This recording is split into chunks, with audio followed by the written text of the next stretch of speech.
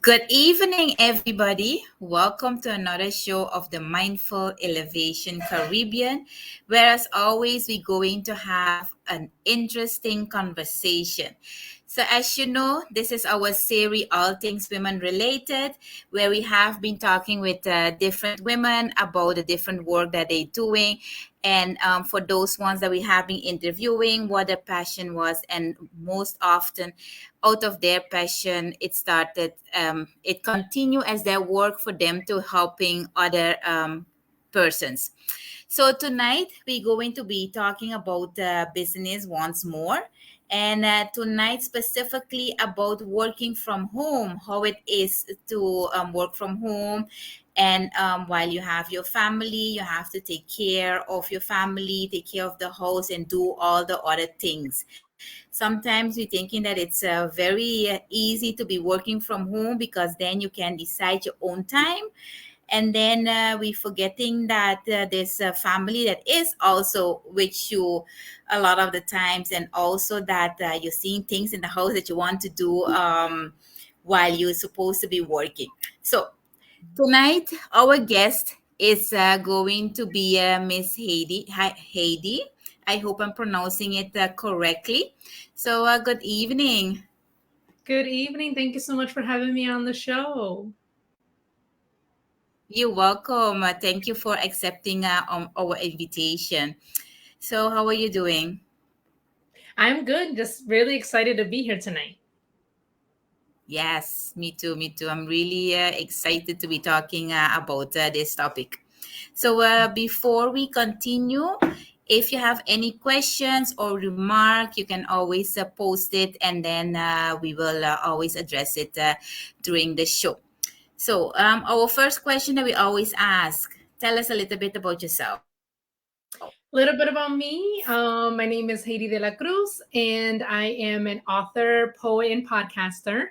And I have a husband, and I have two kids. A girl, she is 8, and then I have a 9-month-old boy. Nice, nice. And so you working from home, and you, like you said, you're an author, you're a poet, and you are a podcaster, and Mhm. you're working from home. How you decided to start working from home? So my work from home is what you would call a corporate job. So I am a medical coder specialist for a hospital in the state that I live in, and the work from home started in 2020 with the pandemic. And then after they realized, that everybody's productivity was good working from home, money was being saved, everybody working from home. So that department decided to keep everybody working from home. So now it's permanent work from home. And since I was working from home and I didn't have, the commute from work to home, I had a little bit of more time to start these extra projects that I wanted to do with the writing and the podcasting. So it would be like I work, my Mhm. 9 to 5, as they call it, after I clock out, get dinner started and things like that. And then I would do, either writing projects or podcasting. So if I had any episodes that I need to record or any editing to do and things like that, that's when I get the those things done. Okay, okay, that's nice. What is the difference between? Okay, no. First of all, what is a medical coder? Medical coder is okay. So when you see the doctor, they'll either give you a prescription or they'll give you an injection or anything that happens in that doctor's visit. There's a specific code for it. So what we do is we'll take the Okay. claim, and then we'll get the codes together for whatever happened in that visit, and then that's what we'll send to the insurance company so then they can pay. We have to review the notes and make sure that all the codes that were done in that visit are on there, or if there was a code added that wasn't done in that visit, we take those off just to make sure that everything is accurate. So that's what a medical coder does. Okay, okay. And what is the difference between for you then, or what was the big change from having to go to work, do your 9 to 5, and then after come home, comparing to know that you could almost say in a way 24/7 home doing the work. The biggest difference was I feel like I have more time now just because I don't have to where I live, like the traffic is just very jammed, it's a lot of traffic. Mhm. So it would take me like 30, 45 minutes, maybe an hour to and fro in the morning and in the afternoon.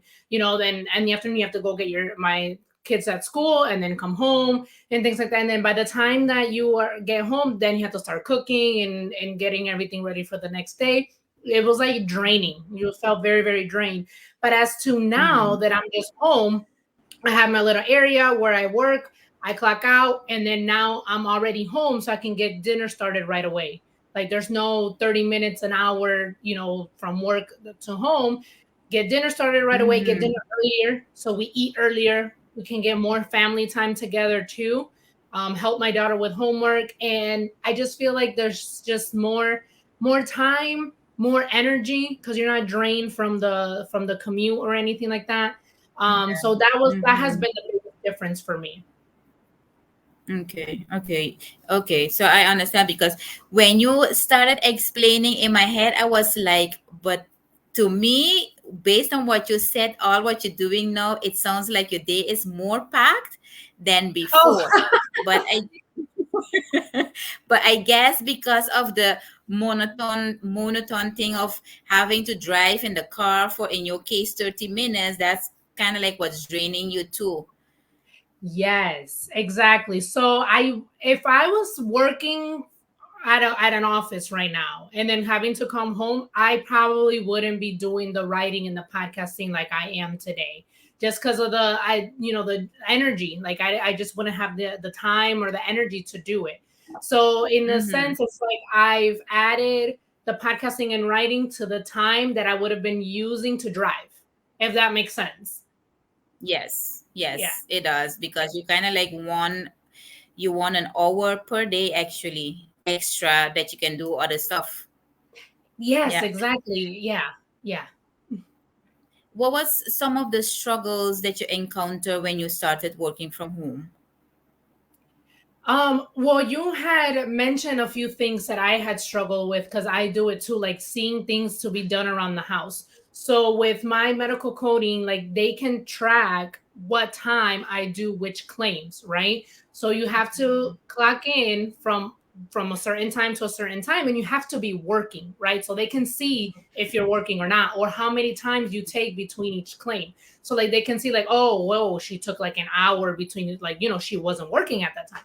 So my Mm-hmm. biggest struggle was like not doing house chores while I'm home. Cause like you said, like you'll walk around and it's like, oh, this needs to be put away, or this needs to be done, or like, oh, let me try to like cook something really quick, to get like a snack or something. It was that. It was just like, okay, if I am working, my mind should be working. Like I should be focusing on working, not trying to do house chores. So that was definitely a big challenge for me once I started working from home. Okay, okay.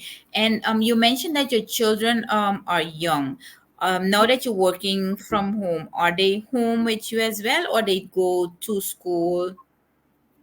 My daughter goes to school, but my son is Mhm. with me. He is 9 months. So Okay. trying to balance, yeah, the work with him, that's been another challenge in itself. Because, at 9 months, he needs attention. He needs, he wants mommy and things like that. So I try Mm-hmm. my best to keep him entertained for a little bit. Sometimes I have to work with him on my lap because he just doesn't want to play with his toys. Like he wants Yeah. mommy. So I'll work with him Mm-hmm. on my lap as best as I can. I'll do take breaks, like maybe a 5 minute, 10 minute break to be with him, give him some attention. But it's like, okay, now I have to get back to work. It's challenging, but I will say one thing I do like about working from home and having my son with me is that I'm seeing every single milestone that he's going through, which I didn't have with my daughter because she went to daycare while I was working at an office. But now this time around, Mm-hmm. I'm home with him. So I'm seeing the first time that he crawls. I'm seeing the first time that he held his bottle. I'm seeing the first time that he does anything new. It's like I'm here and I can see it. It's not like I missed a lot of those things with my daughter. Yeah. Because your son is home now, do you notice that your daughter that has to go to school does notice the difference, that he can stay home with mommy and I can't, I have to go to school? She loves school, honestly. She wakes me up to take her to school. So my daughter, yeah, no, that's not an issue for her at all. She was actually sad when it was Mhm. summertime, the school was ending. She was like, I Mhm. don't want school to end. I was like, my daughter, like you need to have a break. Like you need the summer break. So no, that in that Mhm. sense it doesn't affect her, no, because she just loves school. Okay, okay. And how you decided actually to become an author or start writing books and even with a podcast? So writing, I started writing on my blog in 2014, and it was right after I had my daughter, and it was going to be just like an online journal for me. So I was gonna just write like things that were going on in my life, things that were going on with my daughter, like milestones and things like that. So just to have something to reflect and look back on, just to write things down. And the more I got into blogging, the more I realized, like, okay, maybe I could write for an audience. So what I started to do was, yes, write my things that happened in my life, but then also faith based, right? So I would write like, okay, how God helped me overcome this challenge, or just certain things that I felt like God had put in my heart to share. And then I started Mm-hmm. adding my poetry in my blog. So that's how that grew. And from sharing my poetry, I decided to write the poetry book, which I was able to self-publish in July. And Mm-hmm. just, being in that space, I realized that you could get paid for writing. So I would do guest blogs, I would write articles for different publications, devotionals, and things like that. And then I found a website that literally, like, you write articles and then you get paid for how many people view it. So that's what I do. I also like to help people with the writing. So let's say if there's a small business owner that has like a blog with their website, I will write the Mm-hmm. articles for them and get and pay like that. And that the blog will bring in traffic into their website, and then that turns into sales, right? Yeah. And with the Mm-hmm. podcast, I wanted to start the podcast in 2019. But at that time, I was finishing up my master's education.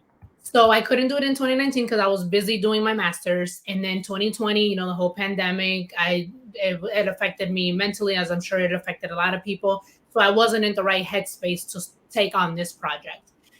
It wasn't Mm-hmm. until this year, because last year I was pregnant with my son. I was dealing with a lot of pregnancy complications. So this year I was like, okay, I have no more excuse. There's nothing else. Like, I'm going to focus on getting my podcast out there. So what my Mm-hmm. podcast is, I sit down and speak with immigrants who come to the United States, and share their journey. Cultural shocks that they experienced when they moved here, how they adapted to living here in the United States, just like how their journey was coming to the United States. And the reason why I started this podcast is because my family are immigrants. They came to the United States from the Dominican Republic. But I specifically remember reading this article from this lady. She had moved from Kenya to the United States, and each cultural shock that she experienced would diminish her confidence in herself, right? And so I was reading that, and it really, really struck me. It's like, wow, like there's a lot that goes on with immigrants when they move to a new country, new culture, new Mm-hmm. food, everything, right? And then I remember after I read the article, I asked my husband, because he is also migrated from the Dominican Republic. I was like, what was your first memory of when you came to the United States? So he told me he remembered his first meal. He was, telling me his emotions and how he was feeling. And so I was like, that's a podcast episode right there, just like you just explaining everything of how you felt. And so that's when I decided to do this podcast. And as I was doing it, I also I came up with the mission of trying to change the narrative that there is of immigrants and immigration in the United States a little bit, to a more compassionate and empathetic way. And I feel that by sharing these stories, that's really how that can change it, because you can hear and see the struggle that these people go through when they come to a new country, and the reason why Yeah. they came to the United States. So that is how I got started with writing and podcasting. Nice. And what is the name actually of the podcast? Yes, the name of the podcast is The American Dream in the Eyes of Immigrants. And it's you can listen to it in any platform that you listen to podcasts. So like Apple Podcasts, Spotify. It's actually on iHeartRadio now, Amazon Music. Yeah. Okay, okay, nice. And how is it being received by the public? Is being really well received. Every single person that I've had on has thanked me for creating this space for them to share their journey. Mm-hmm. I don't know if there is another podcast like this. If there is, I would like to know to collaborate. But thus far, I haven't heard of another podcast like this because, like some people can give information about immigration and things like that, but specifically for immigrants to share their story, I'm not sure if there's another one. But a lot of Yeah. people have thanked me and have told me, like this is needed because these stories matter. So it's been really Mm-hmm. well received. I have one episode where I had an immigration attorney come on to share the process of what people go through during their immigration, right? And to provide facts and things that are actually do happen because there's just a lot of misinformation out there. It's very common in this day and age of the internet where you can just say anything and everything, whether it's true or not. Yeah. Mm-hmm. Yeah. And it's a good topic to indeed be sharing with the public, because indeed you have some that might not know the information or know where to get the information. But even besides that, the emotional effect that it can have on you, because even if I thinking about the small islands, going from a small island, even just to how you call it, you choosing to go to a different country because, for example, work or study, Yeah. it already have an impact on you. So I can imagine in those cases that it can be even bigger impact than yeah. Yeah. And Yes, even it's looking at my stats, it's been listened to in 22 different countries. So there's people outside of the United States who are listening to it, which can also provide an insight of what can happen if you do decide to move to the United States, right? So it can give yeah. like an insight of maybe some of the struggles that you could go through, or maybe you can learn maybe from the immigrants' mistakes that they did when they came. For Mm-hmm. anybody who may be thinking of moving to the United States, it could give a little bit of like, okay, this is actually what happens when you move. Because I like to ask if the person came as an adult, I like to ask if they had an expectation of what the United States was. Because I've heard different Mm-hmm. stories of like people seeing the United States like, oh, there's money everywhere. There's like a yellow brick road and everything is great, the land of opportunities. But then when they come here, they realize, okay, no, you have to work really, really hard to get, anything. And so I also like Mm-hmm. to give advice for anybody who is maybe thinking of moving, which I think is awesome just because it's been listened to in different countries. So I think that's really, really cool to be able to provide that to maybe anybody who's maybe thinking of moving. Yeah, correct, correct. Going back to your family, because now it is from you work from 9 to 5, and then after from what I understood from you, you just have days that you do put attention to your poetry, your writing, and the podcast. How you finding then the balance with also taking care of your family? Because Yeah. I assuming Yeah, because it's a lot. It's a lot. The podcasting in itself is like a full-time job, and then I had my full-time job, and right, yeah, it's a lot.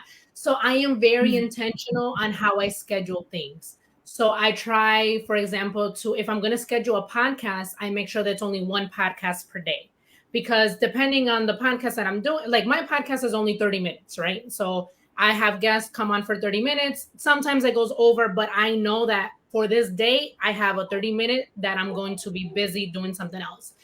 If I'm going to be a mm-hmm. guest, on a podcast like this, for example, I would only do one podcast per day, and I try to spread it out so it's not like back to back to back, because I do have to make time for my family. And then I'm also very Yeah. intentional to schedule family time. So for example, we're in October and it's fall, so there's a lot of fall activities that are going on in the neighborhood.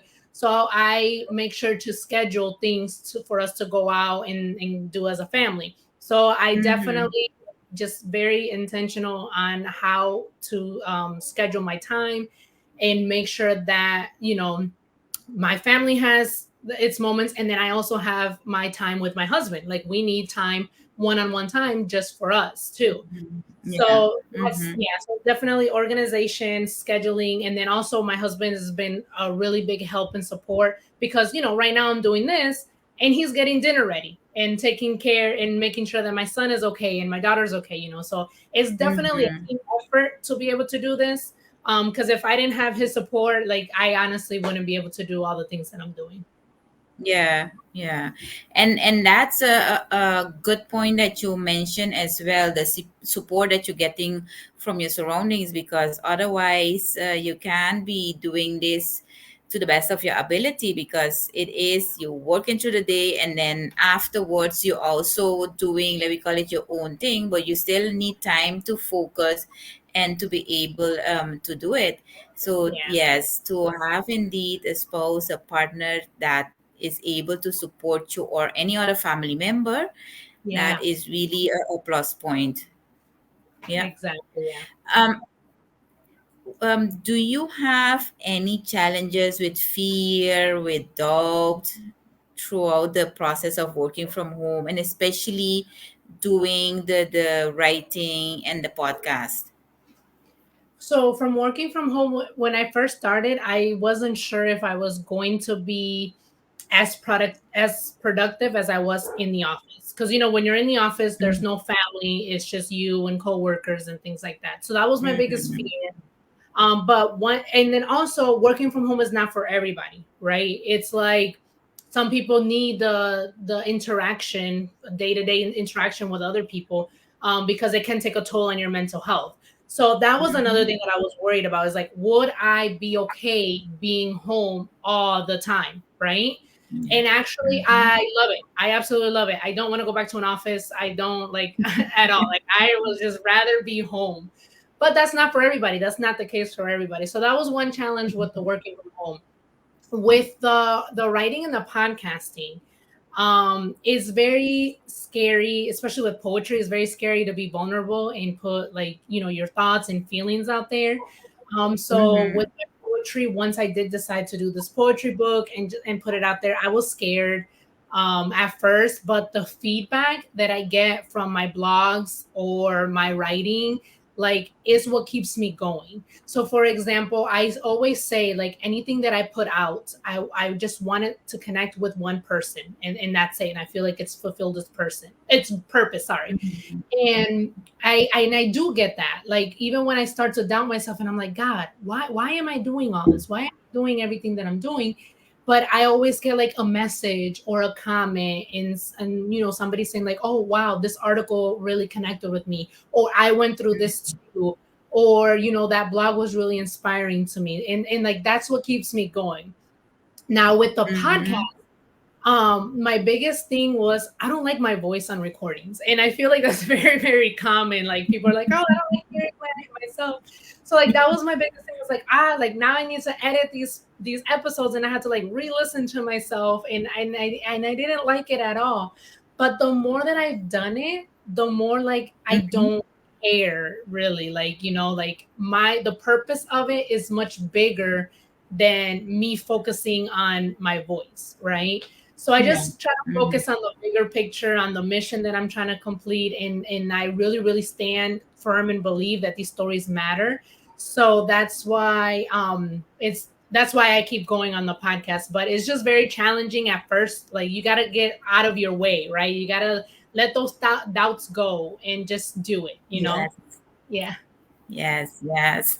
That's the most challenging part, to leave indeed the voices in your head, not Yes. derail you from what you want to do, because sometimes Yeah, we get in our way. We yes. get in our own way, and it's like, no, remember why. Remember your why. Yes, correct, correct. And it's like you mentioned before, um, you don't have to be attracting a million of people, even if it's a handful that found something interesting or useful out of that episode. That is already a plus point. Yeah. Yeah. Um, so when you working, let's see. So of course, depending on what the job you're doing, is it, do you see yourself continue doing this for, let's say, 5, 10 more years, as My in you're working 9 to 5 job, and then after you're doing the other things that you're doing? That is a really good question because I like to go like day by day. I do Mm-hmm. enjoy the medical coding. I do enjoy doing that. But I asked my husband and told my husband, it's like, if this podcast takes me somewhere where like I have to travel, or if it takes me into like doing a big show or big production, and it can replace my income with my 9 to 5, I would probably leave my Mm-hmm. 9 to 5 and just pursue the podcast completely. I'm a big believer in God's plan for my life and God's will, and just being obedient into where He wants me to go. So if 5 years from Mm-hmm. now He places somebody in my life or in my way that can take this and make it really big and a show, or something, like, I will be obedient and do that. And if 5 years from now I'm still doing it this way, I'm still doing it this way. I still believe in the message, and I will continue to do it. Yeah. Mm-hmm. Yeah, that's really nice. What do you enjoy most working from home? Being with my being with my son. My husband also works from home, and I told him, I was like, this really is like letting us know that we actually like each other, because we don't like get in each other's way or anything like that. But honestly, yeah, it's just the time I have with my family. Like I had said earlier, just seeing the milestones of my son, and my Mm-hmm. daughter leaves and comes back, but I'm with her more now that I'm working from home. Because yes, I'm still working Yeah. some, like, for an hour or two after she comes home from work, but it's still like Mm-hmm. me taking her to school, me picking her up, and I just feel like I'm more involved now that I am working from home. Like, I can see her more, if that even makes any Yeah. sense. Yes, yes. Yeah, I can understand. Yeah. and having and having actually your husband working from home as well, it Yeah. gives you a sense of a little bit more breathing space. Yeah, well, when it comes to our son, yes, because we'll take turns. Like, let's say, like, oh, he needs a bottle, and like I'm in the middle of something, like he'll go and do it, or if he's on a call, then I'll go. But we don't work in the same room. Like, he works in one room and I work in another. So like we have a little bit Yeah. of a separation, but it's still nice to be just home with your significant other. I mean, he loves working from home too. Like, he says he has no desire to go back into the office. But at times, it can be challenging. Like, let's say, we're not perfect. We'll get into disagreements and arguments, and it's kind of like, I'm not talking to you, but yet we have to be here the whole day, like. So sometimes it has this challenge where, like, you don't like each other, but you have to see each other all day, every day. But Yes. overall, it's a good experience. Okay. Okay. Yeah. And how do you keep yourself motivated? Oh, yeah. Sometimes you don't have that motivation to do anything. That one's hard. How do I keep myself motivated? I feel like I really just have to remember why I'm doing everything that I'm doing and how far I've come. Because there are some days where it's like, oh, I have a podcast to do today. Don't really have the energy for it. But honestly, like, even after I do it, it reminds me, like, Mhm. okay, this is why I'm like, it gives me like a little high, like, okay, this is why I'm Yeah. doing it. I connected with that person. I love their story. And then it just reminds me, this is why I'm doing what I'm doing. So these people's Mm-hmm. stories, the reactions that I get, that's really what keeps me motivated. Yeah, yeah. That's really good. And what is success for you? How do you define it? Ooh, this is an amazing question because I actually wrote an article about it. Like, how do you define the success? Because it's so different for everybody else. And at the end of the Yeah. article, I wrote that I am already successful because I have a healthy family, I have a home, we have our health, and we're just so blessed, you know. So to me, if you to me, success is just being happy and having peace in your life. And Yeah. I've been through so much in my life, a lot of trauma and everything. So I'm finally in a sense of peace in my life. So that's why I feel like I'm successful.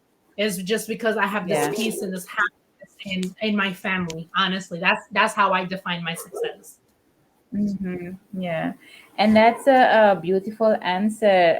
That you defining success as having your family there and being able to share with your family. Because when we most of the time when we think about success, we're thinking about okay, how much money or what type of job we doing. Yes. So Mm-hmm. yes, that's a really beautiful. Um, how you call it? To define it like that. Thank you. Yeah. um you working in a way by yourself, and you said that your whole department, the department that you're working 9 to 5, does be working from home as well. Yeah. um let's see, how does that go in a way of because you have some jobs that you have to be meeting face to face, even though that's a different discussion, but you have to be meeting face to face to make sure that everything going Yeah. good. How is it there? Yeah. So for us, we have our team meetings where we get to say if we're struggling with anything or if we have any questions with anything. And it's all via Teams, right? And so it's like this, like with the webcam and everything. And then we have our department meetings where we will have a meeting with the director. They'll give us any updates or things like that. Right now, this department, we don't actually meet a lot. So I want to say Mm-hmm. like our department meetings is like once a month, and then our team meetings is like once every 2 weeks. So you're really Mm-hmm. working independently. But if you do have, we have a chat where we have like just our team and then the whole department. So if you have any questions or anything like that, Mm-hmm. really, really good at being helpful. So you don't feel like you're stuck or by yourself. You answer the Yeah. question in either the department chat or the team chat, and someone will answer you. And the thing that I love about it is that they don't make you feel like any dumb, like there's any dumb question. Like you can ask absolutely anything. And so there's people from Yeah. all over the United States on our department. So it's really cool to just hear also what's going on in other people in other states and things like that. Um, but I do remember once they decided that we were going to be working from home permanently, there were some people who were not happy about it because, like I mentioned, it's not for everybody. And, it was taking effect on their mental health. And, because they lived by themselves, right? So, like, it was just them. Okay. Yeah, them at home with no human interaction, and that I can understand because we are wired to have communication and communion with other people, Mm-hmm. right? Um, Yeah. Correct. but that's how the teams meetings and teams work in my department. Okay. Okay. Would you jump again on the opportunity to work from home? I'm sorry. Would you jump again on the opportunity to work from home? So let's Yes. say, okay, yeah. Yeah, like I don't want to go back to the office. Like if my job ever decided to go back to the office, I would be like, okay, I think it's time for a new job because I like working from home. Yeah.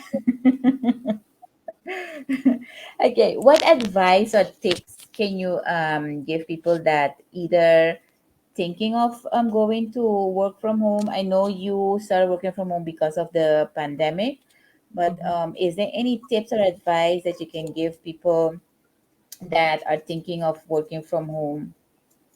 Yes, I don't want people to think that those who work from home that it's easier, right? Like, oh, let me work from home because it's going to be easier. It's not that it's easier, it's just different, right? But you still have to work. Like if you are not getting your work done, Mhm. I mean, there's going to be consequences. So if you, for example, if you Yeah. are a business owner and you don't put in the work, you're not going to bring in revenue, right? You're not going to bring money. But if you're Mm-hmm. working from a 9 to Correct. 5 and you're not working when you're in the hours that you're supposed to be working, you're going to eventually end up getting fired. Why? Because you're stealing from the Mhm. company.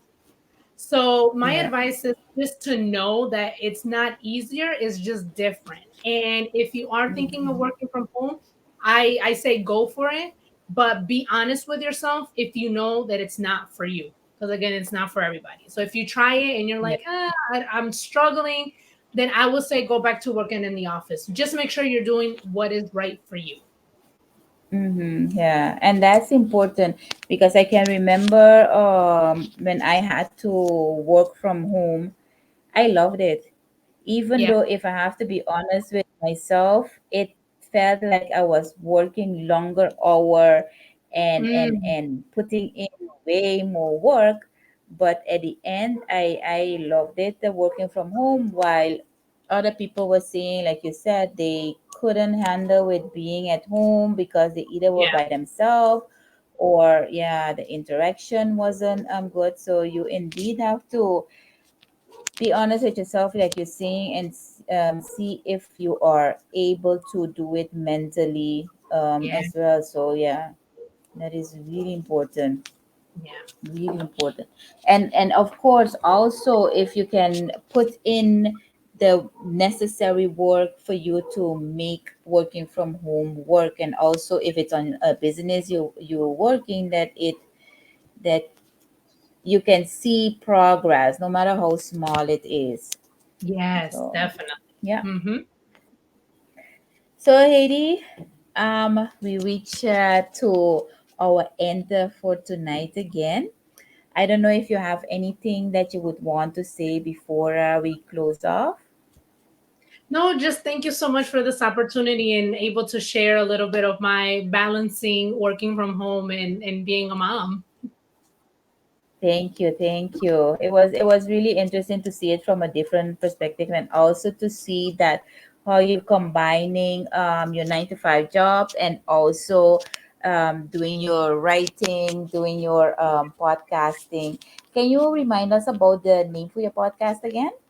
Yes, the name of the podcast is The American Dream in the Eyes of Immigrants. Okay, okay. Thank you. Well, listener, this was it for tonight, where we were talking with Heidi about working from home, balancing work and home. So I hope you enjoy this episode. If you afterwards you still have questions, you can always send it, and Heidi would more than gladly answer them. So thank you once more, and we will see you by the next Mindful Elevation Caribbean discussion. Have a good Thank night, you. everybody.